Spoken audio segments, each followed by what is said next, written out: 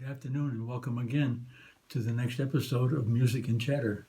This afternoon we have a beautiful presentation by Daniel Pyle coming straight from the beautiful interior of St. Saviour's Church in Bar Harbor. Daniel came here in 2017 to be the organist and choir director at St. Saviour's. He came here from Atlanta where, interestingly enough, he was at the Church of Our Saviour. Two similar names for sure. Daniel studied at the University of Alabama, the Eastman School of Music, and the Sweetland Conservatorium of Amsterdam. Dan comes here with a lot of experience and a lot of talent, and we look forward to him explaining the use of the organ at St. Saviour's and playing it. Here's Daniel. All right then. Good afternoon and welcome to a different episode of Music and Chatter. We're going to be listening to some organ music, and I'm going to be explaining what all this beastie is and what it does and how a little bit about how it works. But first of all, this is what you're accustomed to hearing.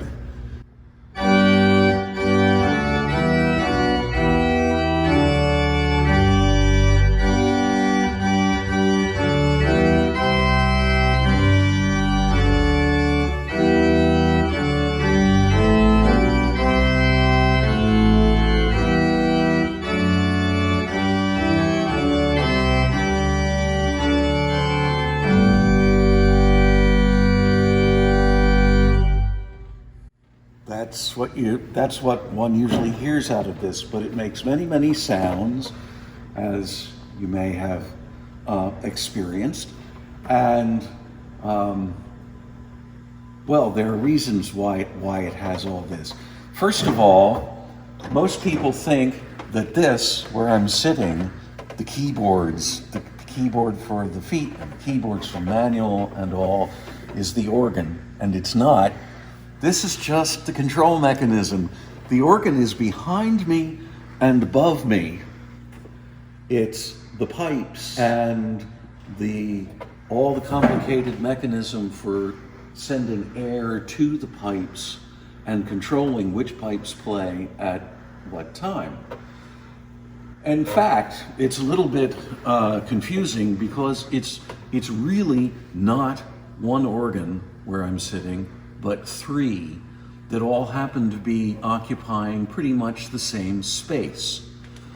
An organ consists of three parts: the pipes that make the sound, some kind of mechanism for compressing the air that's blown through the pipes, and some kind of mechanism for controlling which pipes play and which ones don't. So we have the pipes, obviously. We have the keyboards.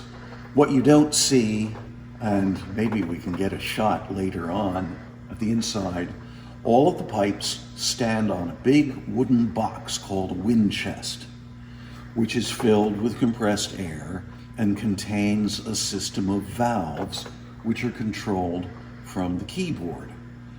So we have a keyboard, a wind chest, and pipes. So for one of these three organs, we have this keyboard, which happens to be the middle one of three here.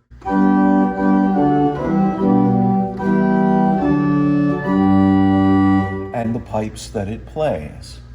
But there is another keyboard with another wind chest and its own set of pipes.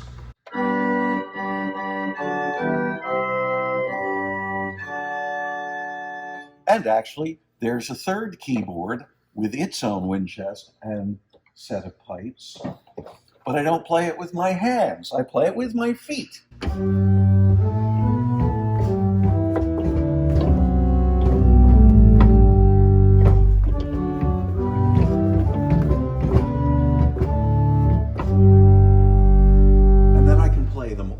Together.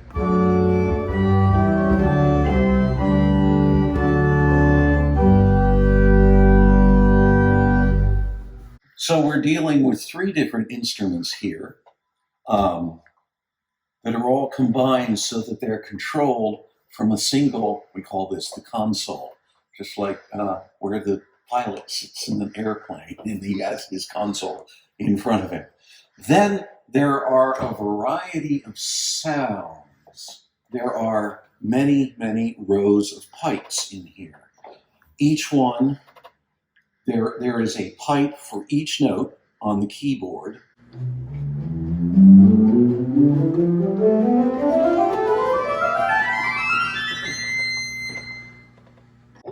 But then there's another set of pipes with one pipe for each note on the keyboard that are a different shape and that produces a different sound.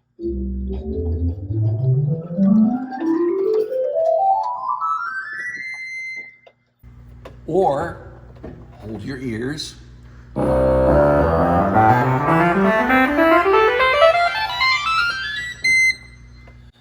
Then they're not only ones that sound like this, but like this, which are higher, or even,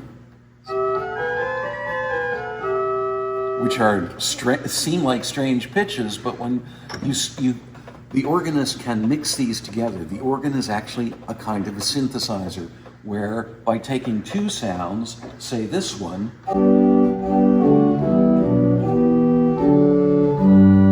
and this one,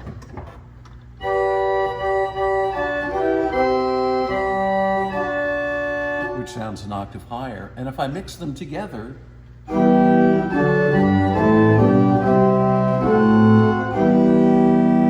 I get a new sound, a third sound by mixing those two. Or I can mix three.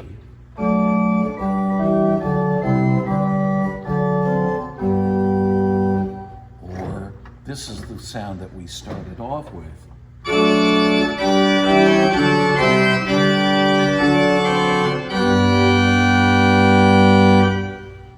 So I get to play with all kinds of different sounds. Some people have compared the organ to an orchestra, and it's a little bit like that in a way. Many, many different instruments, and I get to control which ones play and when. Why do we have all this multiplicity of sounds and these several keyboards? Well, I'm going to demonstrate. I'm going to play a piece by Johann Sebastian Bach, which is based on a hymn tune that's in our hymnal. If you have a hymnal and you want to look it up, it's number 440, Blessed Jesus, We Are Here. And you're going to hear a variety of different sounds as I play it, some of which I will get by changing the keyboards, but also some of which I will get by playing more than one keyboard at the same time.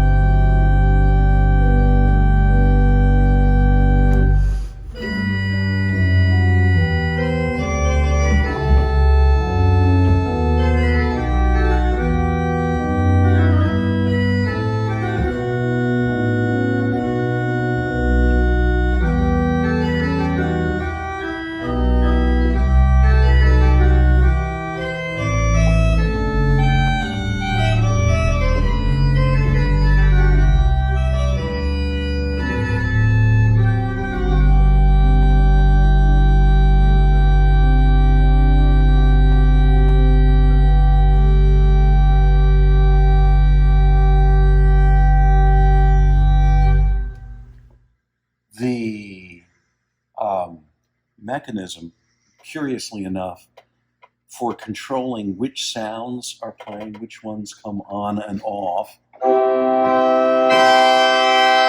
like, and so on. We call them stops. It seems an odd sort of name to use. There's actually a historical reason. Yes, I'm controlling them by all these knobs to my right and left. All of these control rows of pipes that go with this keyboard.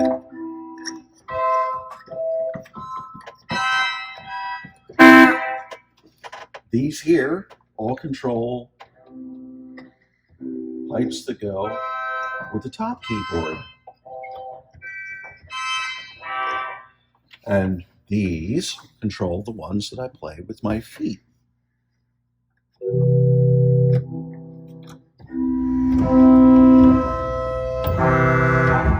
I used the two keyboards in the first piece to create a kind of an echo effect. I played first on one keyboard.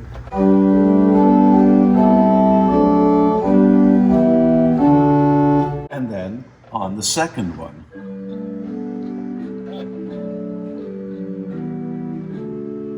Like that. A little later on, I used two different keyboards to make one solo melody accompanied by the other keyboard.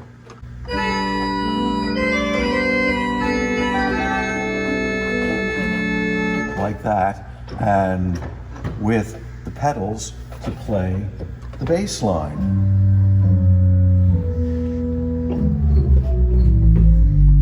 So all together,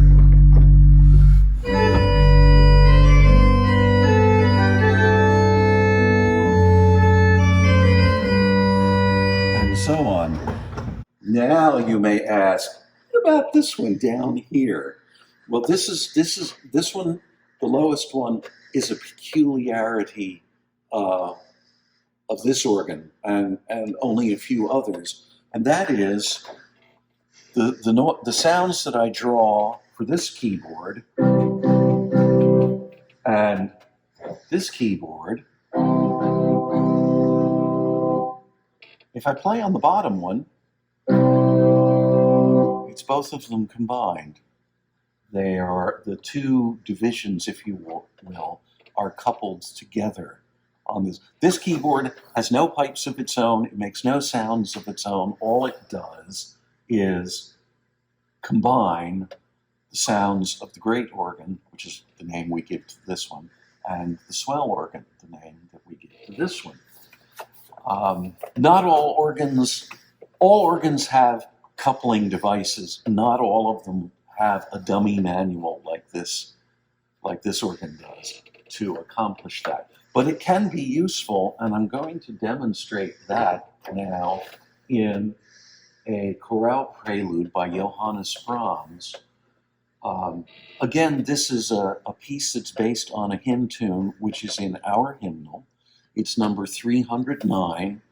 The words we sing to it are, "O food for pilgrims given." It's a communion hymn. That's not what the original text was, but that doesn't matter. Anyway, so what Brahms does in this piece is he sets up a three-way echo going from this sound to this sound, which is just a little bit less, to this sound. So it sounds like this.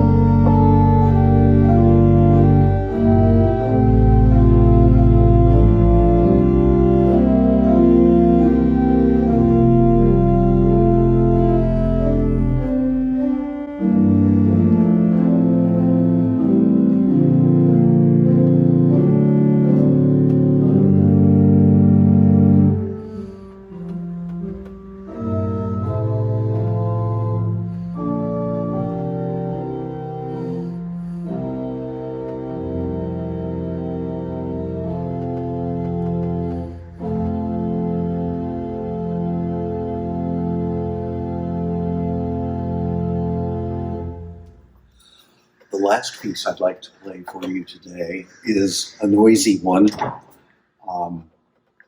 It's by the German composer who might be considered to be one of Bach's musical grandfathers. His name was Dietrich Buxtehude, and he lived and worked in the city of Lübeck, which is on the Baltic Sea coast of Germany. At one time, Bach took a 4-week leave of absence from his church job. This is when he was very young, perhaps 20 years old, and walked 200 miles to basically study with Buxtehude. And he got there and he had such a good time that instead of staying for the 4 weeks that he was given leave for, he stayed for 3 months. His vestry had some things to say about that when he got back. But he had himself covered. Anyway, so this piece, it starts off, this time I just want to explain a little bit about the music. It starts off with a solo for the feet. And it's kind of splashy and razzle-dazzle and punctuated with some chords that I play with my hands.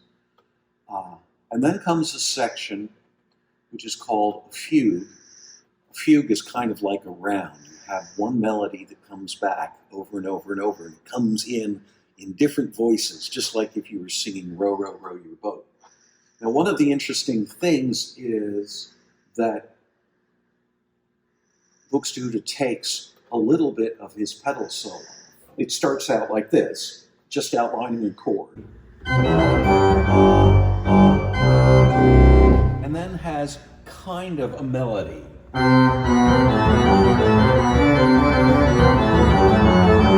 Like that. So when Buxtehude needs a theme for his fugue, then he takes that little bit of pedal melody and adds a couple repeated notes in front of it. Like that. He takes a little bit of that pedal solo and turns it into his fugue subject. And then he has a quiet interlude, and he ends with what we call a chaconne, which is a piece where you have one bass idea.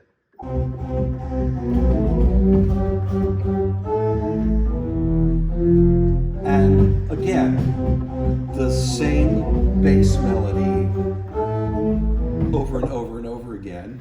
And you may notice that this repeated melody that I'm going to be playing with my feet is a further transformation of that fugue theme, which was in turn a transformation of the pedal solo from the very beginning. Like that. So it's a grand, glorious piece, and it's noisy, and here it is.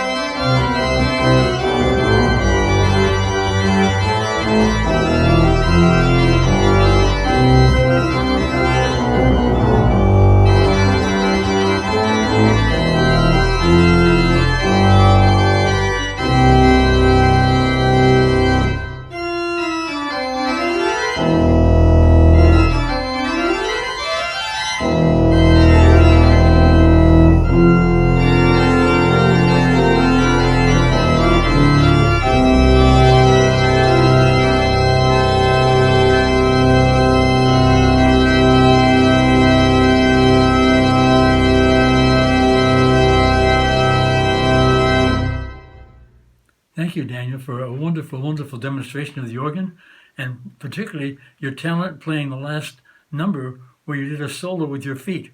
That was truly amazing. Look forward to seeing you and listening to you again in the future. Thank you.